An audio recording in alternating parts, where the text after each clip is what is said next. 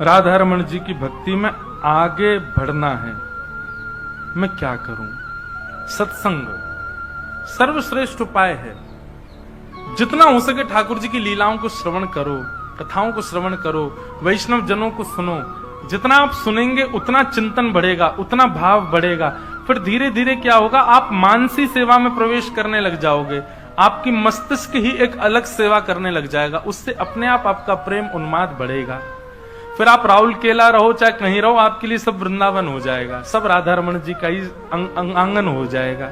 सब जगह जित देखूं उतित श्याममयी है, ऐसी स्थिति हो जाएगी। हम परिवार में रहकर कैसे हरि भजन हरि प्रिय हो सकते हैं? हमारे मन संसारिक लोगों में नहीं लग रहा है, कृपा करके कोई उपाय मतलब हमारा मन संसारिक लोगों में नहीं लग रहा है तो अच्छी बात है। ये तो संसारिक लोगों में ना लगे, पर इनका भाव ये है, मैं समझ गया, इनका भाव ये है कि हमारा संसार में मन लग नहीं रहा, लेकिन परिवार में रह करके भजन करना। अब कैसे करें? परिवार में मन ही नहीं है, हमारी इच्छा ही नहीं है। देखो, किसी भी बच्चे का स्कूल में मन नहीं लगता, पर वो स्कूल क्यों जाता है? पढ़ना तो है। माता पिता पैसा खर्च कर रहे हैं, बनना तो है। हमको लगता है कि बच्चा हॉस्टल गया, बहुत खुशी, बेचारा खुश नहीं होता, वो उसको याद आती है अपने घर की। किसी को भी अच्छा नहीं लगता हॉस्टल में रहना, और जिन बच्चों को बहुत अच्छा लगता है हॉस्टल में रहना, स्कूल में रहना, वो पता नहीं कहां से आते हैं, वो कोई एंजल ही होते होंगे। हमको तो नहीं लगता कि वो बच्चा सबका विद्रोही बन जाता था, जो टीचर के आते ही बोलता, मैम आपने कल एक होमवर्क दिया था, चेक कर लीजिए। उसको सारे बच्चे खींचते, तू तेरे को क्यों जबरदस्ती होती बताने की है? जो ऐसे बच्चे होते हैं जिनको स्कूल बहुत अच्छा लगता है, टीचर्स बहुत अच्छे लगते हैं, काम बहुत अच्छा लगता है, वो सारे बच्चों को अच्छा नहीं लगता। तो स्कूल जाना किसी को प्रिय नहीं होता, पर फिर भी बालक किस बुद्धि से जाता है? व्यापार पे जाना किसी को अच्छा नहीं लगता, पर किस बुद्धि से जाते हैं? वो एक हमारा कर्तव्य है, वो हमको करना है। भक्ति भाव जीवन में आ जाए और उसके बाद संसारी अच्छा ना लगे, एक ठाकुर जी की कृपा है, पर फिर भी आपको त्याग नहीं करना है।